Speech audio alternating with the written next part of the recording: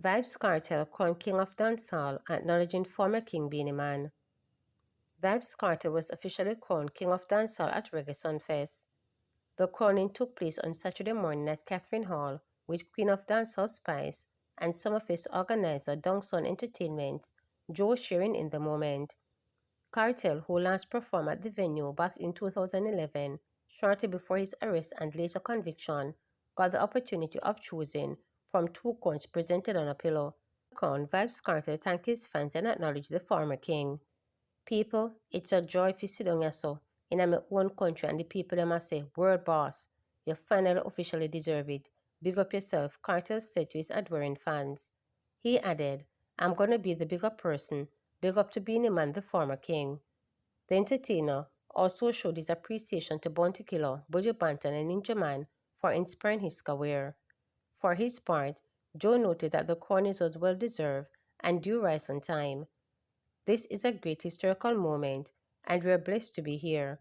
People get excited sometimes, and they do some things, but it's all about love. It's all about change, community, and helping one another, and this man, big up himself," Joe stated. Two arrested during targeted operation in St. Mary. Two individuals were arrested of multiple charges, including possession of identity information, during a major police operation in St. Mary on Wednesday. Over 120 personnel from different units within the Jamaica Constabulary Force participated in the operation, which spanned several communities. It was headed by the St. Mary Police Division Superintendent Anthony Wallace. He told reporters that the operation targeted the most violent criminals within the division.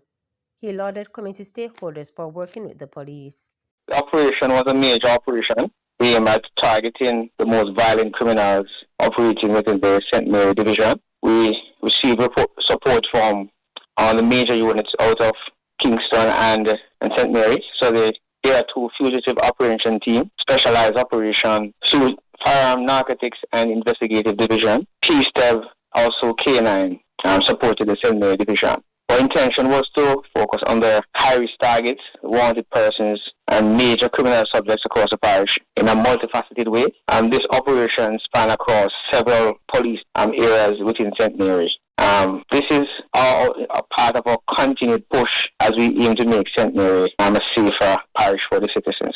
At this time, we're receiving tremendous support from all the citizens and stakeholders alike. I think we're trending in the right direction as it regards to keeping the parish safe as we move forward. A number of persons were taken into custody. Two of those persons, after being interviewed, were arrested. One for multiple charges, to include possession of identity information and other related charges. So the work continues. Hanover recorded 48% reduction in major crimes. Prime Minister Dr. Andrew Holness has lauded the Hanover police for a 48% reduction in major crimes. The parish also recorded a 75% reduction in murders. Speaking at the installation ceremony of the new custos for Hanover, Lennox Anderson Jackson, Prime Minister Holness highlighted that Hanover is among Jamaica's safest parishes. He noted that the collaboration between law enforcement and justices of the peace is a critical factor behind the improvement. You now assume this leadership role at a time when Hanover stands tall as an example of what is possible when citizens, law enforcement, and the government work hand in hand. In May of this year, you boldly and proudly declared Hanover the safest parish in Jamaica.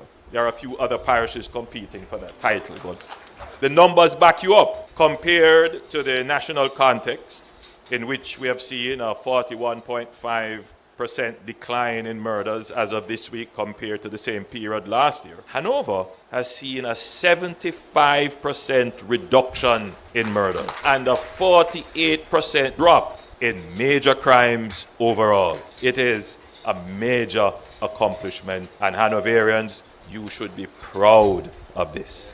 The last time I was here, I was met by the officer in charge, and my recollection was that at that time, the murder rate was down 61%. So since the last time, a few weeks ago, there has been a significant improvement.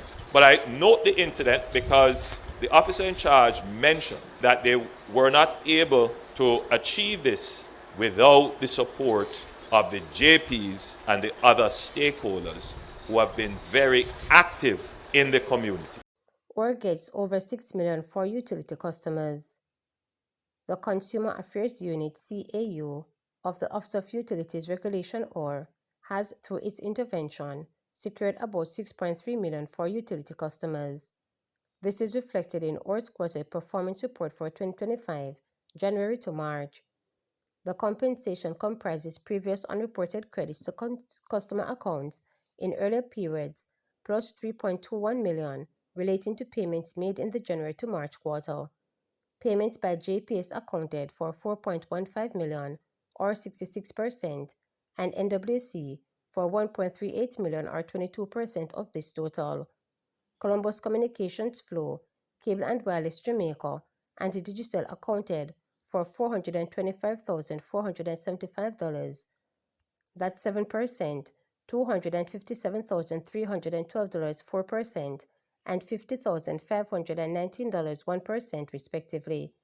An additional $62.1 million compensation was also made by way of credit to customer bill by the Jamaica Public Service Company, JPS, and the National Water Commission, NWC, for breaches of the Guarantee Standards, GS, for the quarter.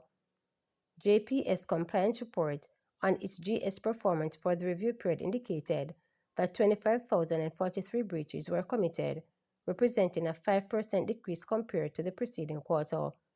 These breaches attract compensatory payments to approximately $56.7 million, all of which were applied automatically to the affected customer's account. The NWC's Guaranteed Standards Compliance Report for the review period indicates that 3,808 breaches were committed during the review period, representing a 23% increase over the preceding period. These breaches had a potential payout of approximately $17.9 million, with actual payments amounting to approximately $5.4 million, or 30% of total potential payments, and were made through automatic credits to the affected accounts. The remaining 70% of potential payments not made, including those breaches for which affected customers did not submit the required claim form for validation.